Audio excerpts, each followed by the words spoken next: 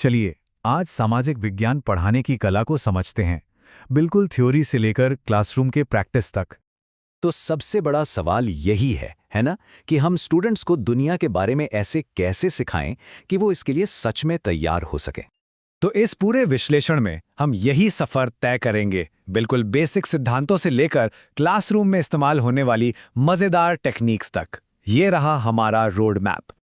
तो सबसे पहले एक बहुत ही आम कंफ्यूजन को दूर करते हैं, सामाजिक विज्ञान और सामाजिक अध्ययन, क्या ये दोनों एक ही हैं? देखिए, ये स्लाइड इस फर्क को बहुत अच्छे से समझाती है। सामाजिक विज्ञान मतलब सोशल साइंस एक तरह से थियरी है। ये समाज के एकेडमिक पढ़ाई है, हिस्ट्री, इकोनॉमिक्स, ये सब। और सामाजिक अध्ययन यानी सोशल स्टडीज उसी थियरी का प्रैक्टिकल हिस्सा है, जिसे बच्चों को सिखाया जाता है ताकि वो अच्छे नागरिक बन सकें। तो सोशल साइंस वो मजबूत नींव है जिस पर सब कुछ टिका है। ये हमें समाज को समझने के लिए बड़े बड़े सिद्धांत और ढांचे देता है। मतलब ये है कि हमें क्या पढ़ाना है। और दूसरी तरफ है सोशल स्टडीज। ये उस ज्ञान को असलियत में लाने का तरीका है। मतलब हम उस ज्ञान का इस्तेमाल कैसे करें ताकि आने वाली पीढ़ी बेहतर नागरिक बन सके। ये ज्ञान को एक्शन में बदल देता है। ठीक है, तो थ्योरी समझ आ गई। अब देखते हैं कि इसे क्लासरूम के लिए एक असरदार प्लान में कैसे बदला जाए। देखिए, कोई भी अच्छा लेसन 3 सवालों पर टिका होता है। पहला, हमें पढ़ाना क्या है, यानी हमारे सीखने के मकसद क्या है।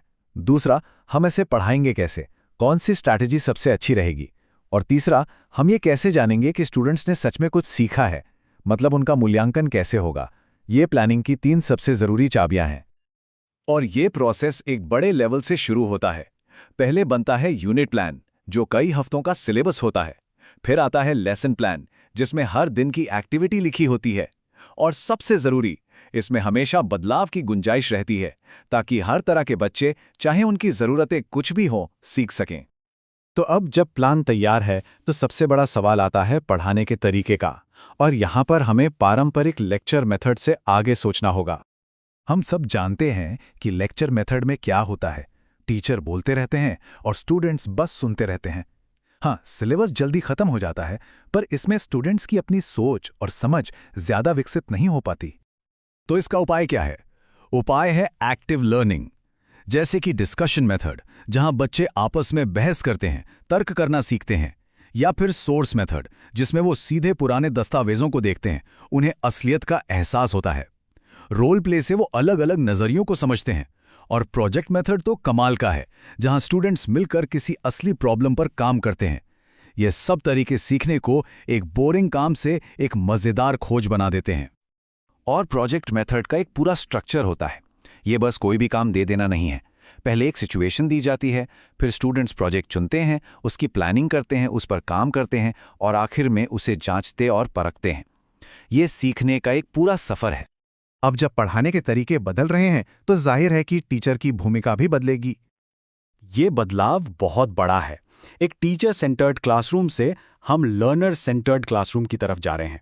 मतलब अब टीचर सिर्फ ज्ञान देने वाला एक अथॉरिटी नहीं है, बल्कि वो एक गाइड है, एक मेंटोर है जो सीखने के रास्ते में मदद करता है। इस मॉडल में सब कुछ स्टूडेंट के इर्द गिर्द घूमता है। उनकी ज़रूरतें, उनकी दिलचस्पी, सब कुछ। पढ़ाई का मकसद सिलेबस पूरा करना नहीं, बल्कि स्टूडेंट को सिखाना है। और इसके पीछे सोच है कंस्ट्रक्टिविस्ट अप्रोच की। ये कहता है कि ज्ञान बस दिया नहीं जाता, बल्कि हर स्टूडेंट उसे अपने पुराने अनुभवों के आधार पर खुद बनाता है। जैसे किसी पुराने खत को पढ़कर वो ये समझने की कोशिश करता है कि उस जमाने में लोग कैसा सोचते होंगे, बजाय इसके कि किताब में बस पढ़ ले। तो अब टीचर का काम क्या है? उनका काम है एक ऐसा माहौल बनाना जहां बच्चे सवाल पूछने से डरे नहीं, उन्हें सही रिसोर्स देना, और जो वो सीख रहे हैं उसे असल जिंदगी से जोड़ने में मदद करना। और ये सारी मेहनत, ये सारी थियरी और प्रैक्टिस हमें एक बहुत बड़े और ज़रूरी मकसद तक ले जाती है। तो आखिर ये सब इतना ज़रूरी क्यों है? क्योंकि इसका जो नंबर 1 मकसद है वो क्लासरूम की 4 दीवारी से कहीं ज़्यादा बड़ा है। जैसा कि यहाँ कहा गया है, सोशल स्टडीज़ पढ़ने का असली मकसद सिर्फ समाज के बारे में जानना नहीं है, बल्कि ऐसे कौशल और नज़रिए विकसित करना है जिनसे जिम्मेदार और जागरूक नागरिक बने। तो निचोड़ क्या है? हमें क्या याद रखना है? सबसे पहले, स्टूडेंट को हमेशा सेंटर में रखें। हुक्म चलाने के बजाय सीखने में मदद करें। एक्टिव तरीकों का इस्तेमाल करें। पढ़ाई को असली जिंदगी से जोड़ें और सबसे जरूरी क्रिटिकल थिंकिंग और नागरिकता की भावना को बढ़ावा दें। तो आखिर में एक सवाल सबके सोचने के लिए छोड़ जाते हैं। एक टीचर इस हफ्ते ऐसा कौन सा एक छोटा सा कदम उठा सकता है जिससे वो क्लास में एक अथॉरिटी से ज्यादा एक गाइड, एक सूत्रधार बन सके?